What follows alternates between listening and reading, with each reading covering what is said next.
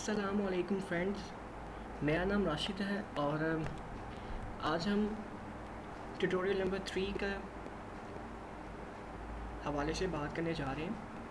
और ट्यूटोरियल का जो टॉपिक है वो है बेसिक ऑफ एक्सेल की कुछ बेसिक के बारे में बात करने जा रहे हैं हम। तो सबसे पहली चीज़ है वो है रेंज, जिस पे बात करेंगे। सबसे पहले रेंज का मतलब होता है कि मैं कुछ सेल्स को सिलेक्ट करूं, ठीक है, और उनको एक स्पेसिफिक नेम दे दूं ताकि उसको मैं बाद में यूज़ कर सकूं, ठीक है। रेंज देने के दो तरीक़ाकार हैं, मैं आपको दोनों तरीक़ाकार से रेंज जो है वो सिलेक्ट करके बताऊंगा, ठीक है। ये सेल्स एक ही है, दो इसलिए लिखी है ताकि आपको दोनों तरीके से जो है वो रेंज सेलेक्ट करना बताऊँ। सबसे पहले सेल्स को सिलेक्ट करूँगा मैं, ठीक है। राइट क्लिक करूँगा, डिफ़ाइन नेम में आऊँगा, डिफ़ाइन नेम में आके मैं लिख दूँगा रेंज 1, जिसको नाम दे दिया मैंने, ठीक है। और एक चीज़ का ख्याल रखना है आपने कि जब आप नेम दे रहे हैं तो इन दोनों के दरमियान अगर कोई दो लफ्ज़ लिख रहे हैं तो उनके दरमियान में स्पेस नहीं होनी चाहिए। इसको जस्ट ओके कर देना आपने, ठीक है। अब आप देख सकते हैं कि ये इसका नेम चेंज हो गया है।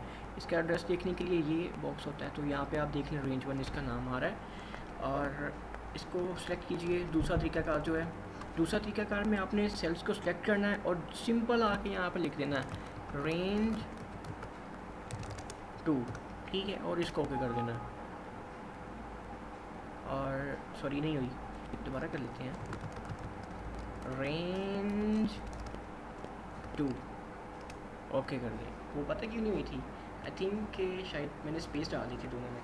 अच्छा, तो इस तरह से मैंने इनको नाम दे दिए।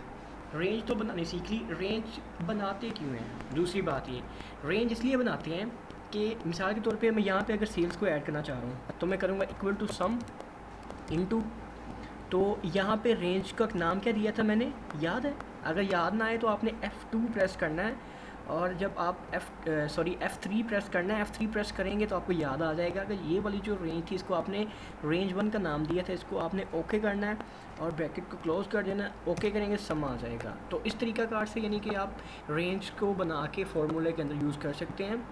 इसके और भी हैं, और भी फीचर हैं, वो इंशाल्लाह नेक्स्ट ट्यूटोरियल्स में मैं बताऊंगा। यहाँ पे देख लें, अब आप इक्वल टू सम इनटू किया मैंने, और F2 से F3 से जो है रेंज 2 हम यहाँ से सेलेक्ट करके ओके करेंगे, और यहाँ से ब्रैकेट को क्लोज़ करूँगा मैं, ओके करूँगा, और इसका भी सम मेरे सामने आ गया, ठीक है जी। इस तरह से रेंज को हम यूज़ करते हैं। और उसके बाद मैं बात करूँगा इंसर्ट और कॉलम को किस तरह से इंसर्ट कर सकते हैं। यहाँ पर मैं आया, कॉलम का मैंने सेलेक्ट किया, ठीक है, राइट ऑप्शन में गया। अब मैं यहाँ पे इंसर्ट करूँगा तो पहले आ जाएगा, ठीक है, यानी कि अब मैं इसको डिलीट कैसे कर सकता हूँ, यहाँ पे आके इसको डिलीट करूँगा। अब मैं F को सेलेक्ट किया हुआ है, यहाँ पे आके यहाँ से भी मैं जो है वो इंसर्ट, ये शीट है, insert sheet, insert cell, insert sheet column, ठीक है। यहाँ पे ये इसको मैं सेलेक्ट करूँगा तो ये इससे पहले जो है वो इंसर्ट होगा कॉलम, देख लेना आप, ठीक है। इसको अब मैं डिलीट भी कर सकता हूँ, यहाँ पे सिंपल इसको डिलीट करके delete cell, delete sheet column, हाँ कॉलम डिलीट करना चाहूँ तो इसको करूँगा, ठीक है जी। इसको आप कॉलम को हाइड भी कर सकते हैं। जो सेल्स वाला कॉलम मैं चाहता हूँ ये सॉरी चलिए आप इसको कर लेते हैं। डिपार्टमेंट वाला जो कॉलम मैं चाहता हूँ मैं इसको हाइड कर दूँ, राइट क्लिक करूँगा और यहाँ पर आके मैं इसको कर दूँगा हाइड, ठीक है। यहाँ पे आके मैंने कर दिया। अब आप देख सकते हैं डिपार्टमेंट का जो कॉलम है वो हाइड हो गया है। अब इसको अगर अनहाइड करना है तो यहाँ पे आके क्लिक करूँगा, राइट क्लिक करूँगा और इसको मैं कर दूँगा अनहाइड, और ये अनहाइड हो जाएगा, ठीक है। इसी तरह से रोज़ को भी मैं जो है वो इंसर्ट कर सकता हूँ। रो नंबर 4 पे आया हूँ, यहाँ पे अगर इंसर्ट करूँगा तो ऊपर वाली तरफ जो है वो इंसर्ट होगी, ठीक है। यहाँ से इसको मैं डिलीट भी कर सकता हूँ, ये डिलीट कर दिया मैंने, ठीक है जी।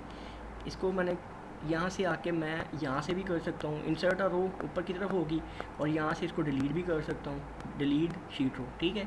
अब मैं रो को हाइड भी कर सकता हूँ। अब मैं चाहता हूँ कि ये जो फर्स्ट वाली ये रो है जिसमें राशिद आ रहा है, इसको मैं हाइड कर दूँ। आके राइट क्लिक करूँगा, राइट क्लिक करके मैं इसको कर दूँगा हाइड, ये हाइड हो गई, ठीक है। आप देख सकते हैं एक जो राशिद है वो गायब हो गया। अब इसको मैं अनहाइड भी अगर करना चाहूँ तो यहीं पर आके राइट क्लिक करूँगा और मैं इसको कर दूँगा अनहाइड, ठीक है, ये अनहाइड होगी। इस तरह से हम रोज़ को, कॉलम्स को अनहाइड, इंसर्ट और डिलीट करते हैं। और उसके बाद जो मैं बात करने चाह रहा हूँ वो है कि हम सेल को एडिट किस तरह से कर सकते हैं। मिसाल के तौर पे इस सेल की बात कर सकते हैं G7 की। यहाँ पे मैंने गलती से लिख दिया, जब मैं टाइप कर रहा था नुमान के लिए सेल्स, तो मैंने 90,000 लिख दिया। अब मुझे बाद में याद आया कि यार ये तो 90,000 नहीं 9,000 था, गलती से लिख दिया ना मैंने। तो इसको या तो मैं एडिट करने के लिए, एक ज़ीरो कम करने के लिए यहाँ पे आके डबल क्लिक करूँगा तो फिर भी एडिट मोड में आ जाऊँगा, या फिर यहाँ पे आके मैं F2 करूँगा तो मैं एडिट मोड में आ जाऊँगा, इसको एक कम करूँगा और इसको एंटर कर दूँगा। इस तरह से एडिट मोड में आते हैं सेल की सूरत में। उसके बाद मैं बात करूँगा शीट के बारे में। शीट होती क्या है? सबसे पहले शीट जो है जी, इसके बारे में इसकी डेफिनेशन कुछ इस तरह से, sheet is a page of Excel where you can store, create and analyse your data. ठीक है, शीट जो है वो एक पेज है, यहाँ पे आप अपने डाटा को स्टोर कर सकते हैं, डाटा की शेप बना सकते हैं, डाटा से आप रिज़ल्ट निकाल सकते हैं, रिपोर्ट जनरेट कर सकते हैं, एनालाइज जांच पड़ताल कर सकते हैं, आप इतने सारे काम कर सकते हैं आप। तो ये उसकी बेसिक सी मैंने आपको बता दी है इसकी डेफिनेशन। अब हम शीट पे बात कर लेते हैं। ये जो आपको नज़र आ रही है ये चीज़, ये शीट है, ठीक है।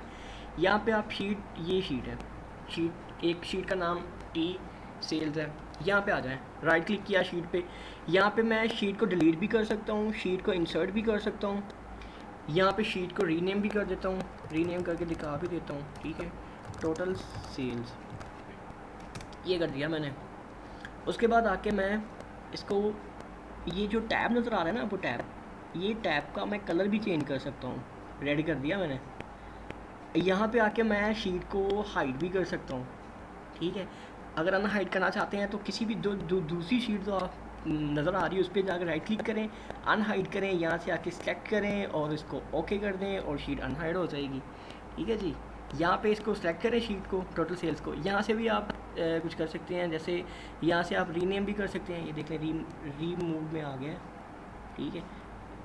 और यहाँ से आके आप और भी बहुत कुछ कर सकते हैं। यहाँ से आप इसको मूव और कॉपी भी कर सकते हैं, यहाँ से आप टैब का कलर भी चेंज कर सकते हैं, जैसे मैंने येलो कर दिया है, ठीक है। ये चीज़ें आप यहाँ से भी कर सकते हैं।